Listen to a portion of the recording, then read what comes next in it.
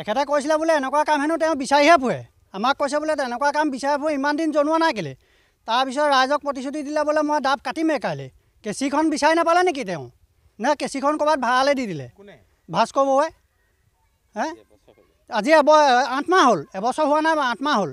তেখেতে আজিলৈকে কেঁচিখনকে বিচাৰি নাপালে নেকি ডাবখন কাটিবলৈ?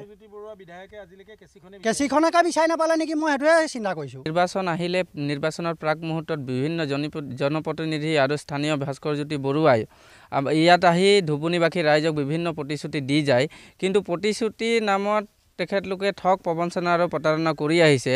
তাৰ পৰিপ্ৰেক্ষত উদাহৰণস্বৰূপে এই লোহাৰ 3খন পাতেৰে নিৰ্মাণ কৰা এইখন দলং আচলতে তিতাবৰ সমষ্টিৰ নামচুঙি গাঁও পঞ্চায়তৰ অন্তৰ্গত মোহনাটিং গ্ৰাণ্ট আদৰ্শ গাঁৱৰ এইটো এটা উদাহৰণ যে মোহনাটিং গ্ৰাণ্ট আদৰ্শ গাঁও আজি কেনেকুৱা ধৰণৰ আদৰ্শ হৈ আছে সেইটো ৰাইজে আজি এই নিউজৰ দ্বাৰাই তেখেতলোকে দেখি পাব। আৰু সন্মানীয় বিধায়ক ভাস্কৰজ্যোতি বৰুৱা ডাঙৰীয়াক তীব্ৰ ভাষাৰে গৰিহণা দিছোঁ, লগতে ধিক্কাৰ জনাইছোঁ। লগতে পঞ্চায়তৰ প্ৰতিনিধি মালতী গোৱালকো ধিক্কাৰ জনাইছোঁ, যিহেতু তেখেতলোকৰ শাসকীয় চৰকাৰ কংগ্ৰেছ থাকোঁতেও তেখেতলোকে এই ধুবুনী গাঁৱৰ যিখিনি সমস্যা আছে, বানপীড়িত এলেকা, এই ৰাস্তা দি এই ল'ৰা ছোৱালীয়ে অহা যোৱা কৰিবলগীয়া হয়। ৰাইজে বিভিন্ন সময়ত ইয়াৰ পৰাও পৰি বিভিন্ন সময়ত তেখেতলোকে আঘাতপ্ৰাপ্ত হৈছে। গতিকে তেখেতলোকে ৰাইজৰ সৈতে কাম কৰিবলৈ যদি সদ ইচ্ছা নাই, তেতিয়াহ'লে তেখেতলোকে আচলতে নিজৰ পদবী ত্যাগ কৰিব লাগে। আৰু অনাগত পঞ্চায়তৰ নিৰ্বাচনত কিন্তু ধুবুনীবাসী ৰাইজে মাৰ পাতি থিয় হৈছে তেখেতলোকক প্ৰত্যুত্তৰ দিবলৈ, আৰু সেই প্ৰত্যাহ্বানৰ সন্মুখীন হ'বলৈ তেখেতলোকে সাজু থাকক। আমাৰ বল প্ৰতাপী মন্ত্ৰী হিমন্ত বিশ্ব শৰ্মাক ডাঙৰীয়াক এটাই অনুৰোধ জনাইছোঁ, তেওঁ এই ৰাস্তাটো আমাৰ দলংখন ঠিক কৰি দিয়ক। কাৰণ তেওঁ ভাগিনীয়েকহঁতক চাইকেল দিছে, এই ভাগিনীয়েকে কেতিয়াবা চাইকেল ইয়াৰ পৰা পৰি মৰিব, কিন্তু তেওঁ তাৰ বাবে তেওঁ যোগীয়া হ'ব। তেওঁতো একদম দবদবাই থকা এজন মাননীয় মুখ্যমন্ত্ৰী, দক্ষ হিচাপে তেওঁ আমাৰ এই ৰাস্তাখন কাম কৰি পেলাই দলংখন তেওঁ দক্ষতা পৰিচয় দিব, তেওঁক অনুৰোধ জনাইছোঁ।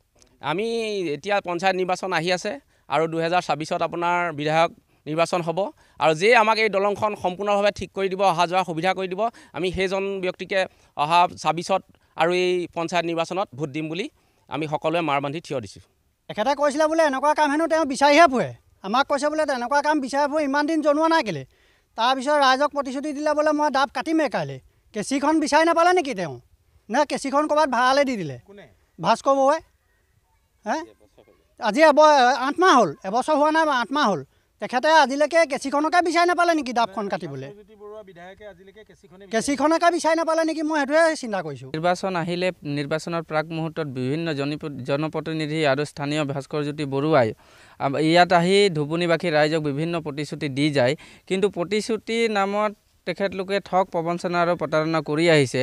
তাৰ পৰিপ্ৰেক্ষত উদাহৰণস্বৰূপে এই লোহাৰ 3খন পাতেৰে নিৰ্মাণ কৰা এইখন দলং আচলতে তিতাবৰ সমষ্টিৰ নামচুঙি গাঁও পঞ্চায়তৰ অন্তৰ্গত মোহনাটিং গ্ৰাণ্ট আদৰ্শ গাঁৱৰ এইটো এটা উদাহৰণ যে মোহনাটিং গ্ৰাণ্ট আদৰ্শ গাঁও আজি কেনেকুৱা ধৰণৰ আদৰ্শ হৈ আছে সেইটো ৰাইজে আজি এই নিউজৰ দ্বাৰাই তেখেতলোকে দেখি পাব।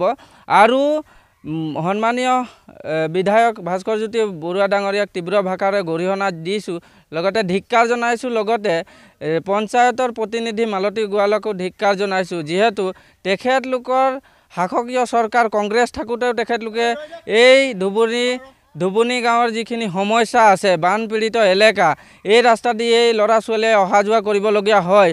ৰাইজে বিভিন্ন সময়ত ইয়াৰ পৰাও পৰি বিভিন্ন সময়ত তেখেতলোকে আঘাতপ্ৰাপ্ত হৈছে। গতিকে তেখেতলোকে ৰাইজৰ সৈতে কাম কৰিবলৈ যদি সদ ইচ্ছা নাই, তেতিয়াহ'লে তেখেতলোকে আচলতে নিজৰ পদবী ত্যাগ কৰিব লাগে। আৰু অনাগত পঞ্চায়তৰ নিৰ্বাচনত কিন্তু ধুবুনীবাসী ৰাইজে মাৰ পাতি থিয় হৈছে তেখেতলোকক প্ৰত্যুত্তৰ দিবলৈ, আৰু সেই প্ৰত্যাহ্বানৰ সন্মুখীন হ'বলৈ তেখেতলোকে সাজু থাকক।